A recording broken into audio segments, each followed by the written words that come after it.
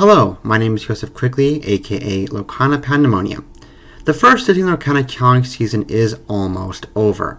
We have one more challenge to go in Seattle at the end of October before Continentals and the mysterious Last Chance qualifiers. Each of these Lorcana challenges has had 16 people qualify, with the possibility of passed down invites. By the end of the season, 96 people have qualified for NA and 64 for EU. We don't know exactly how many spots the Last Chance qualifiers will have, but I'd wager that it shouldn't be too many spots, or else it would invalidate the qualification process at the regular challenges. I suspect if things remain as is, we will get about 128 spots in each region, give or take a few spots. But why is around 128 the number here? We do want to see the best of the best compete. This is clearly meant to be a somewhat exclusive event, a showcase of the top talent on each continent. But would 128 people really be enough to get all of the world's top talent into these qualifiers? I would argue that it is not.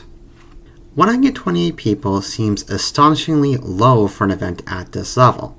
With how tough it is to qualify for Day 2 at a Disney Lorcana challenge, competing against 1,000 or 2,000 other people, it seems strange to me that continental invites are that exclusive. Pretty much everyone who makes Day 2 at one of these events has to be an extremely skilled player, and I struggle with the idea that anyone who does this is unworthy or not good enough to compete at Continentals. In this video, I'm going to be arguing for an expanded invite pool for Continentals. Ravensburger should allow more people to go to these events. There is little to no reason to make the event this exclusive, and it would serve to make many people and the communities they come from much happier if Ravensburger expanded invites a little bit. A caveat here. I do have a vested interest. I came a couple of wins short of making top cut in both Toronto and Vegas, and I only made top 32 in Chicago. I don't have an invite yet. But I do not think that this makes my viewpoint invalid. This isn't just an argument I want to make for myself. I know many fantastic, worthy players who also do not have invites yet. Players who are absolutely good enough to compete at a Continentals and even win. People who should be there, who Ravensburger should allow to be there. So, let's get into it. Point 1.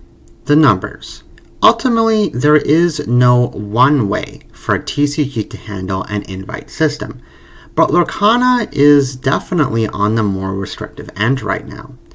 In Yu-Gi-Oh!, getting an invite to Continentals is relatively easy, only requiring a top finish at a regional level competition, which ranges from 50 people to 500 approximately. Continentals can usually get about 3,000 people competing in all, out of many more who qualify over the course of a year. There is also a point system where top competitors get to be in an exclusive tournament for an extra shot to make Worlds. But ultimately, Yu-Gi-Oh's invite system is fairly open.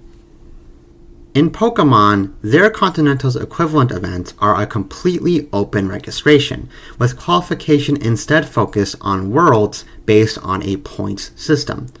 Worlds itself is a fairly exclusive event in Pokemon, with only 380 people qualifying for its Masters Division, although it is worth noting that there are more than 400 TCG competitors in the Junior and Senior divisions of Pokemon as well. Magic has its Pro Tour system, where players will compete in regional qualifiers to get a top 250-person invite. Those on the Pro Tour can then go on and compete at Worlds by winning there.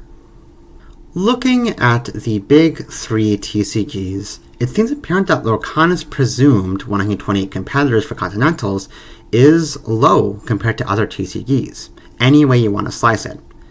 I personally do not know about going to an invite system as permissive as something like Yu-Gi-Oh! Or Pokemon, particularly this year, but I see no reason why there can't be a happier middle ground.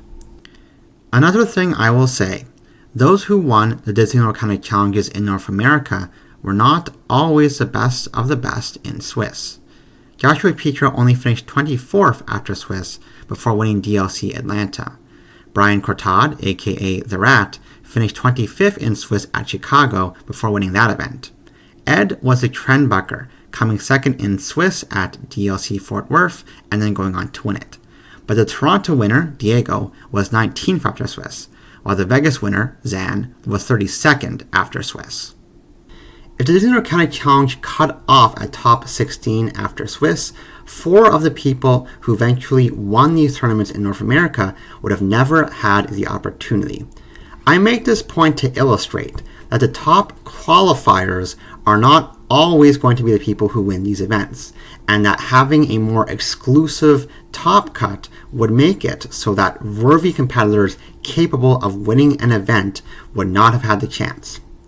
I truly believe that if we expanded out to top 64, there is a strong chance one of those players who got an extra invite through this would become a continental champion. But as it stands right now, that potential champion is not even going to have a shot. Point 2.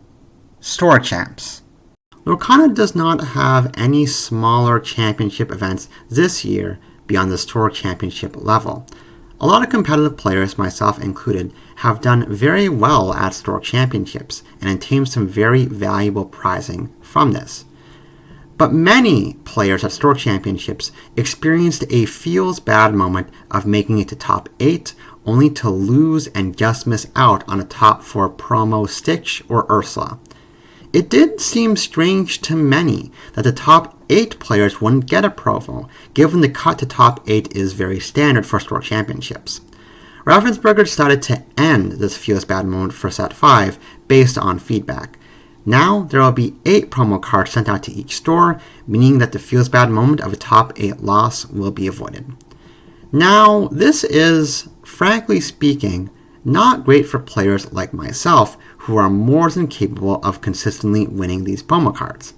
I went to a lot of these events and won 4 Stitches and 6 Ursulas. They helped me justify the cost of going to Disney Lorcana challenges. Now, with promos being twice as plentiful, they are not going to hold as much value. But I can't disapprove of Ravensburger's decision to expand to top 8 promos. Ultimately, it was strange to keep promos top 4. It is a good thing for the community that these promos are easier to obtain and more readily available. So Ravensburger made this decision because it made sense and players felt bad losing out in top cut. That's what they heard from their community. Why would Ravensburger not do the same thing for Continental's invites and the Disney Lorcana Challenge top cuts? It feels much, much worse just losing out on an invite compared to a Store Championship promo. The decision to expand top cut promos seems to have been made to be more open and inclusive. This was the decision against increasing competitiveness and exclusivity at Store Champs to be more open and welcoming instead. It seems odd, then, that Continental's invites continue to remain so extremely exclusive. Part 3. Logistics and Counterarguments. I do not think expanding invites in this way would be logistically difficult. Presumably, Continentals are going to have thousands of people there regardless, between that last chance qualifier and side events. I don't think it's unreasonable to reduce spots in those areas if necessary to expand Continental's invites. Ravensburger already dramatically expanded the size of Disney Lorcana challenges, with very little notice for the first couple of those events. They can do the same thing here. I also do not think it is too late in the season to do something like this. You're not taking away anything from people who have already qualified. You also haven't given any details on what the Continental structure is actually going to be, or even what the last chance qualifier structure is going to be. You haven't even confirmed passed down invites yet, so people are still effectively in the dark. I don't think it would take too much to adapt here. You might see me prattle on and think something like, so what, is everyone going to get to go to Continentals? Obviously, you have to cut off somewhere. But I struggle with why top 16 has to be the cutoff at Lorcana challenges. What makes the top 32 and 64 players unworthy exactly? I look at so many great players who came up just short of an invite. Boomy Jr. came to Vegas with an innovative no aerial steel song build and came top 32. Chris Anderson came to Vegas with a top red-blue build that I myself also powered at Vegas, but fell to an aggro deck in top 32. Or heck, Philip Quiet and his wild red steel list in Vegas came top 64 with a color pairing that pretty much nobody believes in competitive circles. I fail to see why these and many more players are unworthy of competing at Continentals. Top 64, those who made day 2, seems like a very natural and good cutoff point to me. Now, I will say, if you think 400 to 500 players is too many, or that it is too logistically challenging, you could also limit it to those who have made top 32 at a Lorcana challenge. I won't advocate for that position because I don't want to be that guy who tries to pull up the ladder behind me, so to speak. But letting top 32 competitors in would still be much better than just top 16 from my perspective. Ravensburger, I plead to you, don't be so closed off when it comes to Continentals. Let more of the best be there. Let's truly make this the best competitions that Lorcana has ever seen. Thank you so much for watching. I really appreciate it. If you enjoyed the video, please like and subscribe. Shout out to my home store, Enter the Battlefield, and our team sponsor, I Chose. And shout out to all the fantastic people I got to meet at Lorcana Challenge Toronto and Vegas. It's been a wild couple of months, and it's been great to put names to faces over the past little while. And I hope this video can help get some of those faces into Continentals because there are so many competitors that are worthy of being there who should be there.